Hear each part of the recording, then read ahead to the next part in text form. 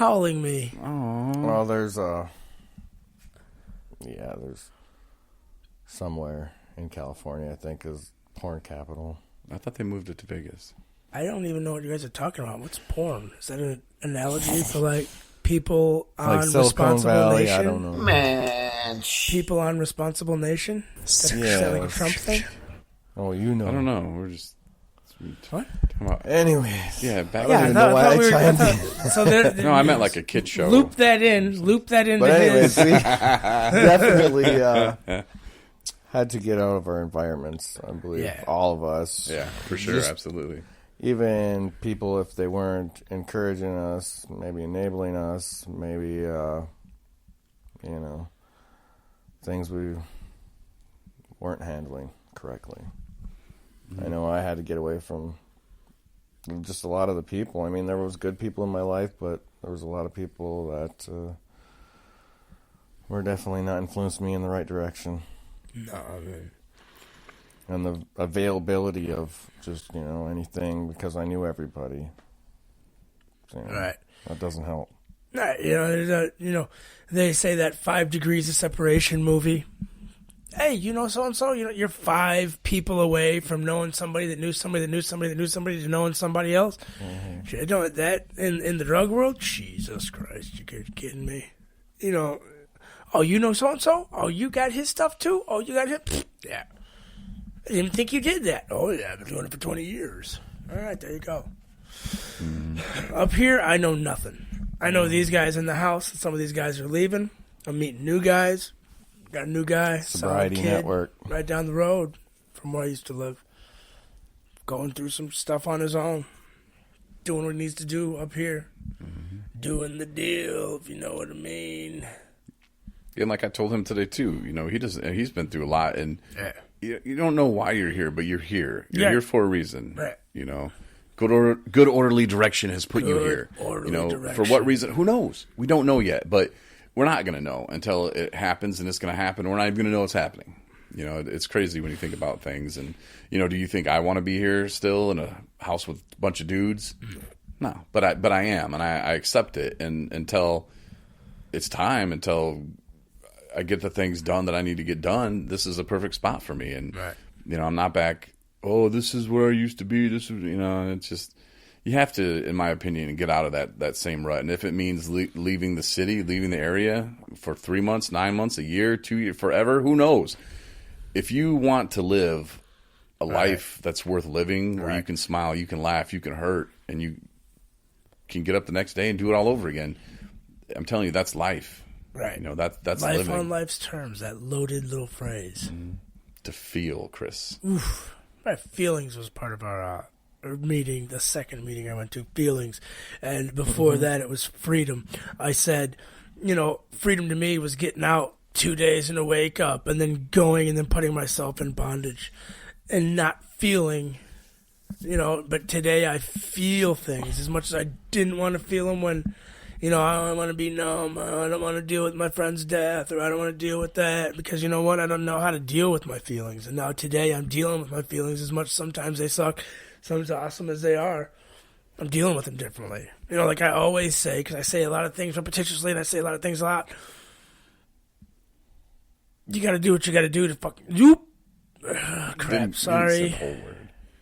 Sorry. Yeah, but it's like, how am I going to be any good for anybody else if I ain't good for myself? How am I going to make a life that I never knew I had work if I don't go out of my comfort zone and do it? Feelings, freedom. I'm feeling. I do have freedom because I live in America, but hell yeah, and I'm dealing with my feelings here in America. But freedom from addiction's a little right. Oh, I mean, because but like I said, it's just like freedom to me was 2 days and a wake up, but now I don't have to wake up and search for that next one, steal to get that next one, or worry about not getting that next one, worry about when that next one's getting dropped off, or that first one, or whatever. Because I'm not dealing with the first one. Feeling, it's outstanding. Yeah, but it is though to actually feel again. It is cool. Yeah, you never get over the things you don't feel, they just build up. You have to feel them to release them. And if you don't talk about it, you will blow up like a zit. 6 years ago in March, pretty serious time in my life. And I finally started talking about that a year ago. Yeah. I mean, so for however many years before that, I just shoved it all down. I've been, since I was a kid, I never talked about anything. I would misbehave in school, whatever, get sent to the principal. They'd send me to a counselor, They'd ask me questions. Everything's always good. Everything was always fine, How you doing today? Meanwhile, I'm doing all kinds of things in class. Reckless things, I guess. Disruptive. Very disruptive young student I was. Misbehaving. All the way to skipping school when I was in third grade. Like, not many third graders decide to do that, but you did. Me and a couple of my troublesome friends would do that. Third grade friends. Yeah. You're a hooligan. I was a hooligan. I was, but I still would not talk to any of the counselors. All the way, even court ordered to go to counseling. All these, every therapist, everybody that I ever talked to, I would just tell them, I've had a normal life. I'm fine. I'll be fine. It wasn't until just recently, second time I went to my treatment, I started to open up and get real about things. And, when I came out here, I got a counselor where, I laid everything out on the table for him and I tell him everything in my day-to-day life, and it helps. I don't run from anything. I don't hide anything. And I feel freedom. All right. My therapist knows more about me than I think she And wants my therapist, to know. he loves me so much. He was actually, they got their jackets or whatever, and he's in the Army. He's in the National Guards now, but, so he patched me in today, and I would just like to say thanks, Carrie, and the patch he gave me, guys give each other these funny patches. You're like, oh, you're that guy. So when he thought of me, this is what he thinks. In my defense, I was left unsupervised. Fair enough. So he knows me. Fair enough. I guess. I like it. Might stick it on my biker leather vest, or it'll probably be a pretty. That's where all my patches are. Patched in. So yeah. I'm patched in with my counselor. You got your cut? I'm sure he doesn't give these to just anybody. And I bet if I made him. Yeah. We have a good time. He's like, let's hear about it this week. What happened? I keep it interesting. Did he ask you why you shaved your beard?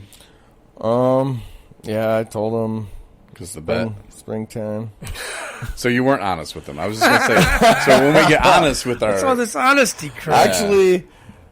Actually, what? He'll find out next week when I come there with the hair. Oh, I only have 45 minutes with this guy, so I don't have time to tell him everything that happens in my day. All you had to say was, I'm avoiding a bet. I shaved it. It would have been yellow next week. I'll let him know next Well, you didn't let him know this week. We were just talking about being honest with our therapist. I am honest. I'm pretty honest with mine. But a lot more than what I used to be. I used to not. I used to do the same thing around it. Just, things are great here. I'm perfect. Thanks. Bye. Mm-hmm. Right. I don't need your help. You pretty much push them away. They don't push you away. And, that's all their job is, to try to get you to talk. So I can tell you next week what I'm going to do. I'm going to go in there and I'm like, Susan. Ryan looks amazing in yellow hair, but pisses me off that his beard isn't yellow. And I'm going to. Because he don't got one. She always asks me about how are you doing on your classes? How are you doing your homework? I'm like, no, I keep finding these letters everywhere. I don't know. Got things to do. No, I'm doing all right though. But anyways, feelings, opening up, talking about them. That's freedom. Being honest. Do it. It's true freedom. Completely honest. Right. It's hard to do though. It really is. I'm sure there's some stuff that you don't share, but it's cool to have somebody that you feel comfortable enough to share anything with. And sometimes it's just not the right moment either, because there might be something you want to share, but at least to know that, hey, I can trust that person, You know, like, I feel like I can open up to that person about anything. It's nice to have. Because, we're friends in the house and we have fun. Everybody needs that person. There's stuff I talk to Ryan about. There's stuff I talk to you about. But there's stuff that I talk to her about, too. And, you know, just having that therapist. And if you're in early recovery, I strongly suggest. Yeah. I think you should just do it. Right. I don't suggest. Just go do it. Go talk to a therapist once a week, once a month, whatever you need to do. And just open up. And find that one that you can trust. And when you have that connection with them. And I've been through many. Chris, I'm sure. Ryan, I'm sure. Like I said, since elementary school, they've been trying to shove every one of them down my throat, and I'm just, no. Right. Did you get that one that you feel like you can open up with? It just changes everything, and you start looking forward to going. Yeah. My therapist texted me yesterday. I just happened to be 20 minutes away. Rather than wait till today or tomorrow, I was able to get there in her new office, and got it lined up to try and get there next week. And, you know, I told her, you know, I don't give, you know, it's like we didn't say we gave each other credit. But, you know, I like coming to see you. And like I said, I think she knows more about me than she wants to. But, the right things. Right. You know, she, you know, it's cool. It's cool to go talk to somebody. And, you know, and like I said, we got into some pretty serious things this week, just about life, just different stuff. You know, not be judged. No, I don't know. She doesn't. Jesus, if there's things that I've told her, if she judged me, she wouldn't have talked to me. She wouldn't be still seeing me. Mm-hmm. You know, she gets it. She knows why. Because I'm an addict, poly addicted.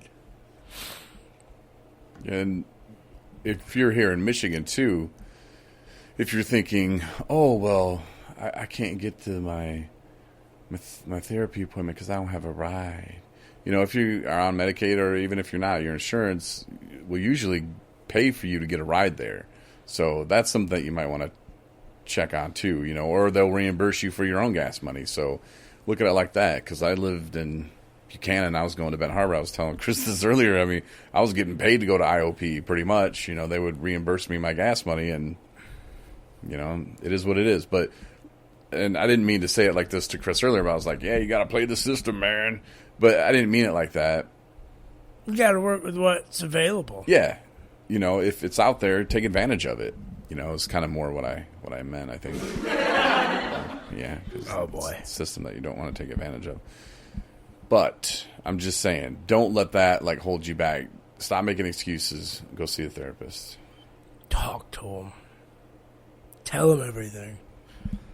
More than you need to. Everything. Like, I shave my beard because I'm trying not to pay off a bet. Oof. Man. I'm too weak to even make a bet. I try to get other people to do it. Oh, man, we need to have, Ryan, you need to have some clips on your phone. Is that why you're dyeing your hair yellows? Because somebody was afraid to make a bet? You just sit back and try to lost. Just play the instigator. I didn't hear a laugh after that one. Okay. Yeah. Little delayed. I don't know. Like, he forgets, man. Like, You forget. We never Where's forget. them flyers? Where's We never where's forget. your billboard? You said that stipulation was you make the billboard, I go do it. I never got this billboard. So No, because I kept asking you, can you do it today? And you're like, no. Oh yeah, okay, that's what I gotta happened. go jump on my big wheel. Big wheel. Little Ryan's big wheel. Rolling down the street. In my big wheel. I did used to have one of them when I was a kid. I was the fastest kid in the neighborhood. I'll bet. We used to have wagon races down my parents' driveway. This one Them guy, too. this guy souped his all up, had a little backrest and armrests on it. And you get down, you're going down that hill, and you turn that thing just a little bit, boom! Sorry, I might have been a little too high. You just rumble right through, but luckily you'll end up in the grass. Oh. My father's wonderful, soft, manicured front yard. Yeah, I didn't know. I usually landed on the pavement, but Oh, we can tell. I was too poor to have anything like that. oh, give me a break, Man. Corey. What? Straight from the projects, Corey. Okay, Yeah. Mm-hmm. Benton Harlem. I've been to your This needs to be childhood a bus home. stop. One of them. one of them. Move Nice around.